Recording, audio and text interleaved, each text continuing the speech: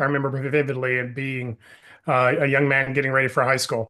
And, not to get too much detailed or too graphic, but I Yeah. remember being so gripped with insecurity, so gripped with fear or anxiety before even going to school Mm. that the shirt I wore or I got dressed in to go to school, I'd have to change because I sweated through it. I remember that guy who was, walking into school feeling like I was a failure waiting to happen, feeling like, that imposter syndrome that I wasn't qualified or as good as everybody else around me. What I tell the people I work with is you're either living from who you're created to be or what your life has told you. Growing up, in a home where we moved to a bunch of different places, always kind of being an outsider and struggling a little bit academically. So growing up feeling that, the other students around me were smarter than I was led to this sense of, I'm not good enough, I'm not able to achieve the same things other people were. But the interesting thing, David, was there was this sense on the inside that there was more than that life. There was more than the things that I believed, the anxiety and worry and stress and imposter syndrome that I was dealing with. Mm. I just didn't know how to get to that place of, again, unlocking that hero and hiding. For me, the things I teach people came from my own journey and doing it. So I Mm. remember that high school guy with the panic and the worry and the stress that, Mm. when tests were happening or when I had to go to school and just the social interactions and the academic challenges and trying to figure it out and then walking into adulthood and trying to use entrepreneurship, creating business to try and prove I was somebody of value and worth. And academically, going and getting my university degree and athletically getting my black belt, all of these things were an outworking of me trying to show I was a person of value. You're either Really dealing with the convinced. fruit or the root. And what I mean is that same thing you're trying to do to silence, those thoughts in your head telling you you're going to fail, you're not good enough, or what have you.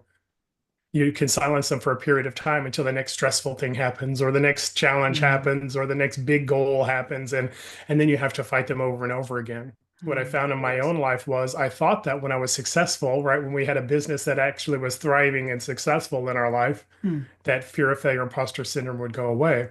Mm. Come to find out they just come along for the ride and get more intense because when you're successful, there's much more to lose than when you were starting out. Yeah. And so for me, I thought success would overcome it, that achievement would overcome it, and it didn't. And I find that's common for many people. They feel like, once I have this level of income, title, business role, whatever it is, now all of a sudden I'm going to be a person of value of life. What Okay. I So if I believe everybody desires, and I certainly desire for myself, is to have the impact that I was created for. I tell the people I work with, there's an impact in the world that has your name on it. Mm. Sometimes we think like I'm just doing this job or just had this business or just a student or husband or wife or what have you. Yeah. But what I believe is that every person has been born with an impact. And so for me, what brings me purpose and value is to really live out that impact.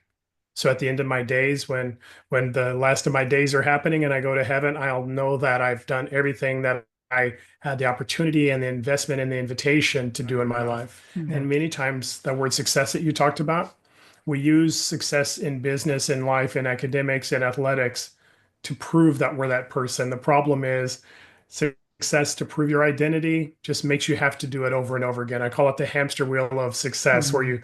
you are joyful at your success for about 10 minutes and then you have to do it again and then you have to do it again because you're constantly feeling that you have to prove your worth versus living from Yeah. your worth. Absolutely. Well, what I tell Yeah. people is this: I'm either living for my identity or I'm using my experiences to prove my identity. Hmm. Meaning that here's a great example. I believe that when I became a successful entrepreneur, when I had a business that was thriving, I would be somebody of value. I would have finally made it. I would have finally been that person I believed I could be. And so my identity was tied in the outcome of my business. You can use the same thing with your title or your income or your position, right? As soon Mm. as I become the manager of my business, as soon as I become the CEO of the company, as soon as I make, whatever the dollar figure is you want to make, now I'm going to be that person of worth. Mm. And the challenge is my identity is tied to my outcomes when in actuality, if scripturally, biblically, you can look, the outcomes that you've seen in the Word of God, and every person I ever read about within the Word of God, their outcome came from their identity. It didn't create their identity. Who I Mm. am is creating the outcomes that I have in my life. Who I'm created to be lived out creates the business opportunities, the ministry, positions, the relationships that I have. I am not who I am because I have those things. I have those things because of who I am. Living from who you are matters more than trying to use things to create your Does. identity. Does They that make believe, sense? Like I did.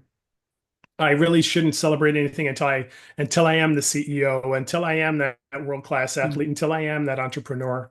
And what happens is what they don't realize is if you don't celebrate ordinary successes, you'll never get to extraordinary ones. mm, And the second part of it is for many of us, fear of failure. Imposter syndrome is really this fear that I'm not going to cut it, I'm not going to make it, I'm going to fail at this. When I create an accomplishment in my life, what I show myself is that I have a track record of daily success in my life. mm, I may consider them ordinary. I may not celebrate them, but what I show myself with that list is I succeed on a daily basis. So when mm. challenges come up and I maybe don't succeed at the outcomes I desire, it's not something that tells me I'm a failure. It's just an activity that I've walked through that didn't work.